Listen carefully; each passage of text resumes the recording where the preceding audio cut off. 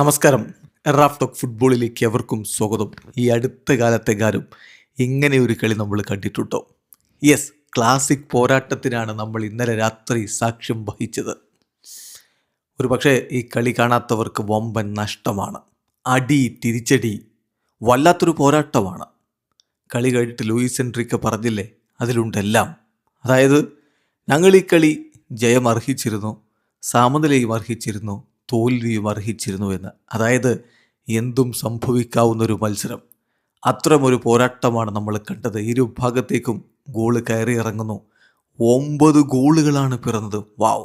UEFA champions ലീഗിൻ്റെ semi final ആദ്യപാദ മത്സരം.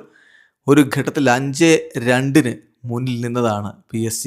പിന്നെ അത് 5-4 മാറുന്നു. ഇല്ല ഒന്നും കഴിഞ്ഞിട്ടില്ല. രണ്ടാം പാദം അങ്ങ് അലിയൻസ് അരീനയിലെ കാര്യങ്ങൾ ഇതിനേക്കാൾ ശക്തമായ രൂപത്തിൽ കാണാൻ കഴിയുമെന്ന പ്രതീക്ഷയിലാണ് ഫുട്ബോൾ ലോകമുള്ളത്. ഞങ്ങൾ അവിടെ പോകുന്നത് കൃത്യമായ ധാരണയോടുകൂടിയാണ്. അറ്റാക്ക് ചെയ്യണം, കളി ജയിക്കണം എന്ന് ലൂയിസ് എൻട്രിക്ക് പറഞ്ഞിടത്തുണ്ടെല്ലാം. ഏതായാലും ഈ കളി വല്ലാത്തൊരു കളിയാണ്. പാർക്ക് ദ പ്രിൻസസിൽ PSG വേണ്ടി ഇരട്ട ഗോളുകൾ കിച്ച കാഡസ്കേലിയെയും ഓസ്മാൻ ഡെംബലെയും നേടിയപ്പോൾ ശേഷിക്കുന്ന ഗോൾ നെവസിൻ്റെ വകയായിരുന്നു. മറുഭാഗത്ത് ഹാരി കെയ്നാണ് ഗോളടി തുടങ്ങി വെക്കുന്നത്. ഹാരി കെയ്ൻ പെനാൽറ്റിയിലൂടെ ഗോളടിച്ചു. പിന്നെ ഒലീസെ, ഉപമെക്കാനോ, ലൂയിസ് ഡയസ് എന്നിവരൊക്കെ ഗോളടിക്കുന്ന കാഴ്ച. അങ്ങനെ 5-4 എന്ന രൂപത്തിലാണ് ഈ കളി അവസാനിച്ചത്. മത്സരത്തിൽ 17ാമത്തെ മിനിറ്റിലാണ് ആദ്യ ഗോൾ പിറക്കുന്നത്. ആ പെനാൽറ്റി ലൂയിസ് ഡയസ് വിൻ ചെയ്തതാണ്. അത് ഹാരി കെയ്ൻ ഗോളാക്കി മാറ്റിക്കൊണ്ട് ബയൺ മ്യൂണിക്കിനെ മുന്നിലെത്തിച്ചു. എന്നാൽ 25ാമത്തെ മിനിറ്റിൽ തന്നെ കിച്ച കാഡസ്കേലിയ, എന്തൊരു ഫോമിലാണ് അദ്ദേഹം കളിച്ചുകൊണ്ടിരിക്കുന്നത്. അദ്ദേഹം തൻ്റെ ആദ്യ ഗോളിൽ കണ്ടെത്തുന്നു. 1-1 സമനില.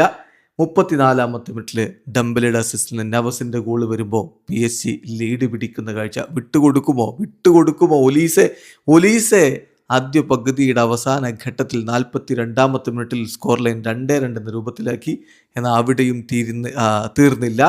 തൊട്ടുപിന്നാലെ ഒസ്മാൻ ഡെംബലെ പെനാൽറ്റിയിലൂടെ പന്ത് വലയിലേക്ക് എത്തിച്ചതോടെ 3-2 ലീഡുമായിട്ടാണ് ഇടവേള സമയത്ത് PSG കളിക്കളം വിട്ടത്. അത് പെനാൽറ്റിയാണോ എന്ന സംശയമുണ്ട്. അത് കൊമ്പനി എടുത്ത് പറയുകയും ചെയ്തു. തൻ്റെ താരത്തിൻ്റെ ദേഹത്ത് കൊണ്ടതിന് ശേഷമാണ് ആമിൽ കൊള്ളുന്നത്. ഏതായാലും 3-2 എന്ന രൂപത്തിലാണ് ഇടവേള സമയത്ത് സ്കോർ. രണ്ടാം പകുതിയിലാണ് ബാക്കി 4 ഗോളുകൾ കൂടി നമ്മൾ കാണുന്നത്. കിച്ച കാഡസ്കേലി 57ാമത്തെ മിനിറ്റിൽ PSG ലീഡ് 4-2 തൊട്ടു പിന്നാലെ ഒസ്മാൻ ഡെംബലെയുടെ ഗോൾ വന്നതോടുകൂടി 5-2 എന്ന രൂപത്തിൽ PSG ബയണിനെ വലിച്ചു കീറുന്നു എന്ന തോന്നലാണ് ഉണ്ടായത്. എന്നാൽ ബയൺ വിട്ടുകൊടുത്തില്ല.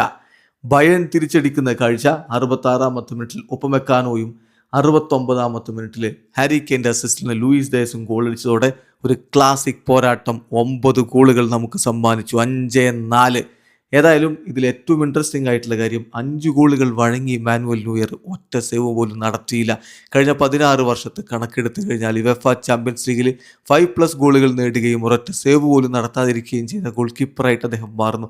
ടോപ്പ് ഗോൾ കീപ്പറാണ് അദ്ദേഹം. പക്ഷേ ഇങ്ങനെയുള്ള ഒരു റെക്കോർഡ് കൂടി അദ്ദേഹത്തിൻ്റെ പേരിലേക്ക് നെഗറ്റീവായിട്ട് വരുന്നു എന്നുള്ളത് ശ്രദ്ധേയമാണ്. അതങ്ങനെയാണോ ക്ലാസിക് പോരാട്ടങ്ങളിൽ നമ്മൾ പ്രതീക്ഷിക്കാത്തൊക്കെ സംഭവിക്കും. ഇനിയും രണ്ടാം പാദത്തിലെ എന്തും നമ്മൾ പ്രതീക്ഷിക്കണം. വീഡിയോ അവസാനിക്കുന്ന ഫുട്ബോൾ ലോകത്തെ കൂടുതൽ വിശേഷങ്ങളുമായി റാഫ് ടോക്സ് എത്താം.